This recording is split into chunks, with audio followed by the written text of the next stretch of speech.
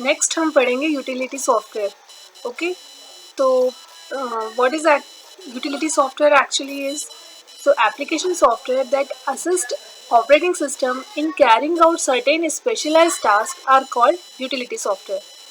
ठीक है, क्या होते हैं यूटिलिटी सॉफ्टवेयर? तो यूटिलिटी सॉफ्टवेयर जो होते हैं वो सॉफ्टवेयर असिस्ट करते हैं किसको? ऑपरेटिंग सिस्टम को. किस चीज़ के लिए? कि वो कोई पर्टिकुलर स्पेशलाइज्ड टास्क को एग्जीक्यूट करें, उस चीज़ में उनको असिस्ट करते हैं, हेल्प करते हैं. कौन? ऑपरेटिंग सिस्टम को असिस्ट करें. तो ऐसे सॉफ्टवेयर आपके कहलाते हैं एप्लीकेशन सॉफ्टवेयर. की किस कैटेगरी में आएंगे वो? Utility software. Okay, so application software that assist operating system in carrying out certain specialised task are called utility software. क्या होता है आपका utility software?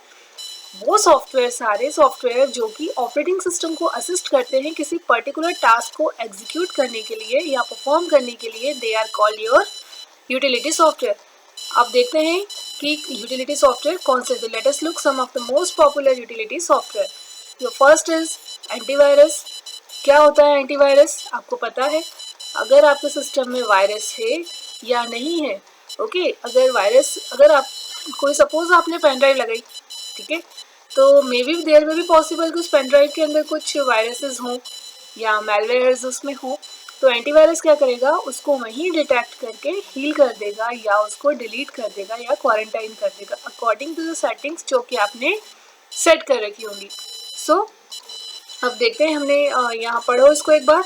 A virus can be defined as a malicious program that attach itself to a host program and makes multiple copies of itself, slowing down, corrupting और destroying the system. क्या करता है virus? Virus खुद को किसी programme के साथ में हमारे कंप्यूटर में जोड़कर उसको अपने आप को उसमें ऐड करके या तो हमारे कंप्यूटर को स्लो कर देगा, करप्ट कर देगा या सिस्टम को डिस्ट्रॉय कर देगा. Okay, a software that assist the operating system in providing virus free environment to the user is called antivirus. अब एंटीवायरस क्या करेगा? एंटीवायरस असिस्ट करेगा ऑपरेटिंग सिस्टम को किस चीज़ के लिए? प्रोवाइड करने के लिए virus free environment to the users is called antivirus. Okay, in antivirus scans the system for any virus and if detected gets rid of it by deleting or isolating it. Fine. It can detect many types of virus like boot virus, trojan worms, spyware, etc.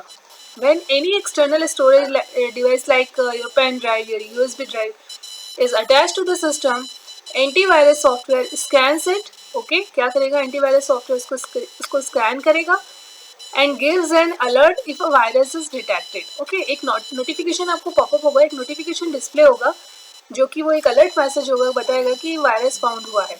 You can set up your system for periodic scans or scan whenever you feel the need. A combination of both the techniques is advisable to keep your system virus free. Next is your file management tool. As you know, file management is an important function of operating system, as all data and instructions are stored in the computer in forms of files. आपके system के अंदर जो भी काम आप करते हो, ठीक है, वो किस में स्टोर होता है? जाके फाइल्स के अंदर.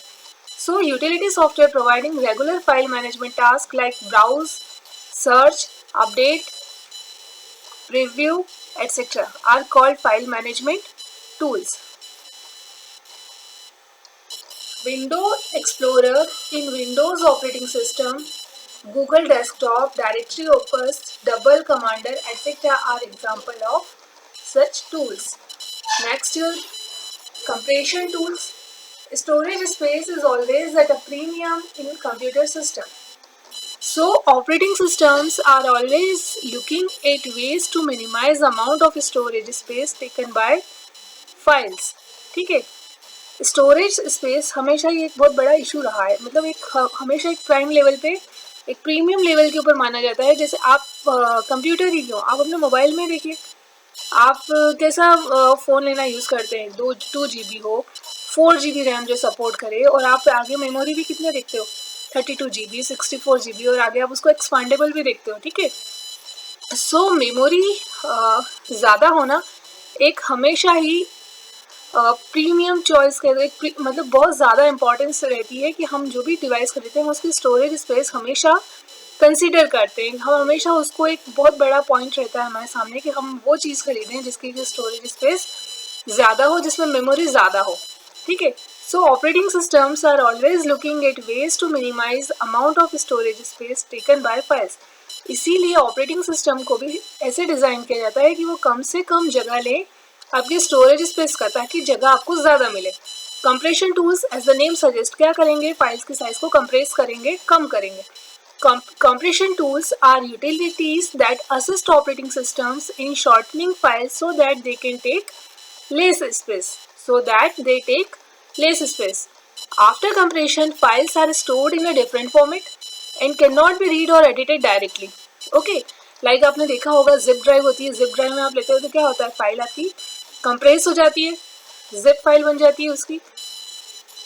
After compression, files are stored in a different format and cannot be read or edited directly. It needs to be uncompressed before it can be accessed for further use. हमको क्या करना पड़ता है, जैसे कि आपको zip फाइल है तो आपको उसको unzip करना होता है, ठीक है। Some of the popular compression tools are WinRAR, pzip, the Unarchiver, etc. are the names of your compression tools. तो compression tools क्या करते हैं, compression tools जो होते हैं आपकी फाइल्स को कंप्रेस करके रखते हैं ताकि आपका स्टोरेज बढ़े और स्टोरेज कम से कम यूज हो। Fine. Next utility software is your disc cleanup. Disc cleanup tools assist users in freeing up disc space. Okay, disc cleanup से क्या होता है, जैसे आप मोबाइल भी यूज करते होगे तो आप उसमें क्लीनिंग करते रहते हो, उसकी क्लीनअप होता रहता है, ठीक है। तो उसमें क्या होता है, आपकी मेमोरी रिलीज होती है। Fine. The software scans hard disk to find files that are no longer used and frees up space by deleting them. ठीक है, सॉफ्टवेयर क्या करता रहता है, हार्ड डिस्क को स्कैन करता रहता है उन फाइल्स को पता करने के लिए जिनकी कि अब जो कि अभी यूज में नहीं है, और उनको क्या करता है, उनको फ्री कर देता है स्पेस से बाय डिलीटिंग देम, डिलीट करके, ठीक है। Next is your disk डीफ्रैगमेंटर।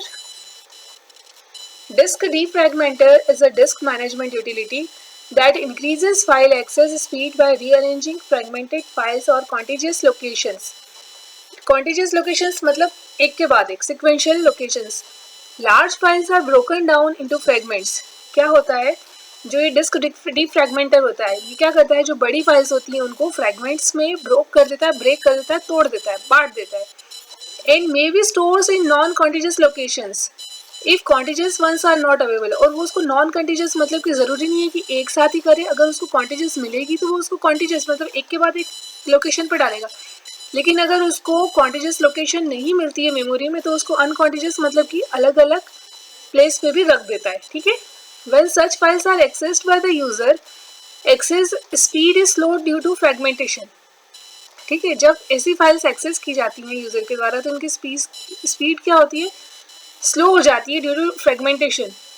तो जो डिस्क डीफ्रैगमेंटर होता है, utility scans the hard disk and tries to assemble file fragments so that they may be stored in a contiguous location. इसलिए जो disc defragmenter होता है वो क्या करता है, यूटिलिटी डिस्क डीफ्रैगमेंटर यूटिलिटी सॉफ्टवेयर जो होते हैं वो क्या करते हैं, हार्ड डिस्क को स्कैन करते हैं एंड कोशिश करते हैं कि जो फाइल के फ्रेगमेंट्स हैं उनको कॉन्टिजियस में भी करें। क्योंकि अभी जैसा हमने स्टार्ट में देखा था कि डिस्क डीफ्रैगमेंटर क्या करेगा कि वो जो आप फाइल एक्सेस कर रहे हो उसको फ्रेगमेंट्स के अंदर डिस्क में रखेगा, और ये जो फ्रेगमेंट्स वो बनाएगा वो कैसे बनाएगा, कॉन्टिजियस में। लेकिन वो अनकॉन्टिजियस में कब जाएगा, जब उसको कॉन्टिजियस मेमोरी नहीं मिलेगी। मतलब अगर एक के बाद एक स्पेस है तो वो वहाँ रखेगा, लेकिन अगर नहीं मिलती है तो अनकॉन्टिजियस, और उसका वर्क क्या होगा कि वो जैसे ही उसको स्पेस मिले वो उसको फ्रेगमेंट्स को कॉन्टिजियस में डाल दे, एक के बाद एक जो स्पेस हो वहाँ डाल दे। उससे क्या होगा, उस फाइल को एक्सेस करने की स्पीड आपकी बढ़ जाएगी, ठीक है। Next is your backup. Backup utility enables backing up of files, folders, databases और कंप्लीट डिस्क।